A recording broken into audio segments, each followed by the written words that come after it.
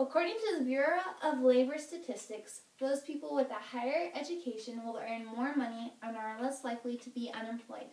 If you look at this graph, it shows that people with a bachelor's degree, the unemployment rate in 2010 was 5.4%, and their median weekly earnings were $1,038.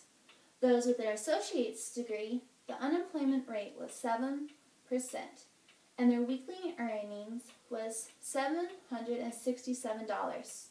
Those with a high school diploma, the unemployment rate was 10.3%, and their weekly earnings were $626.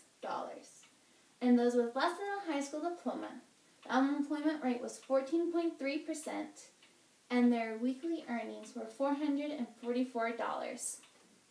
High school just isn't enough anymore. If you want to be successful in your life, you have to go on. Many people think that they can just float by in life, but outside of high school, it is a raging river, and you have to fight to stay afloat. College can be that lifeline to help you through life.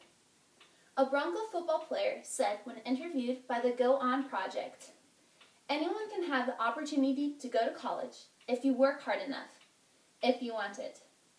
Many people have asked, why college? How will I do it? When is the right time for me to go? I will be answering these questions in my speech. Why college? It is proven that you have better job options if you go to college, if you become a professional in a certain field of choice. You are more likely to be hired and be paid higher because of your job. There are higher pay. Every year school that you finish after high school increases wages by 10 and 20%. That was said by the College Board, who wrote Education Pays 2010. Less chance of unemployment. If you look at this age, it says the full-time labor force participants by education level. For those with less than a high school diploma, it is only 8%. Those who is a high school graduate but with no college, 27%.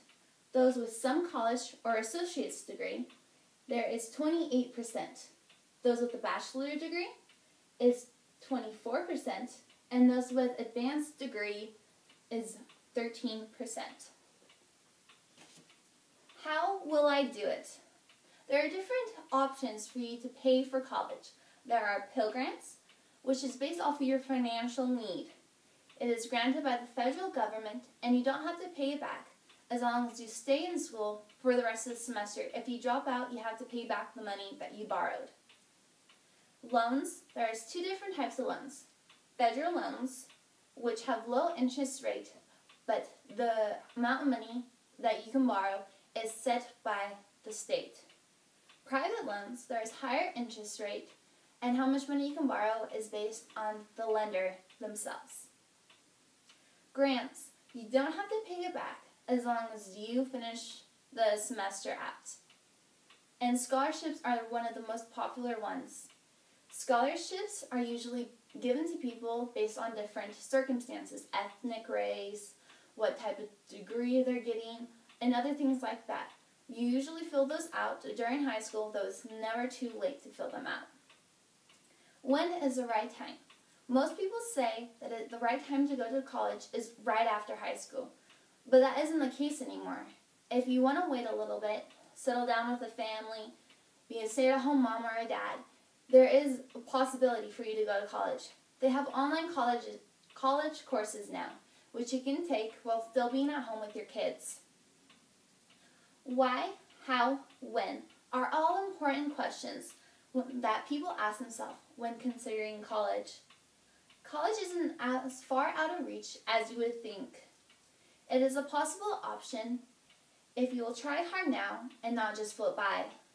Another football player said in an interview with the Go On Project, "You aren't going for right now. You aren't going because they told you to. You are going for the grand scheme of things." I hope that now you have realized the importance of a college education and if you want to succeed in life, you have to go on.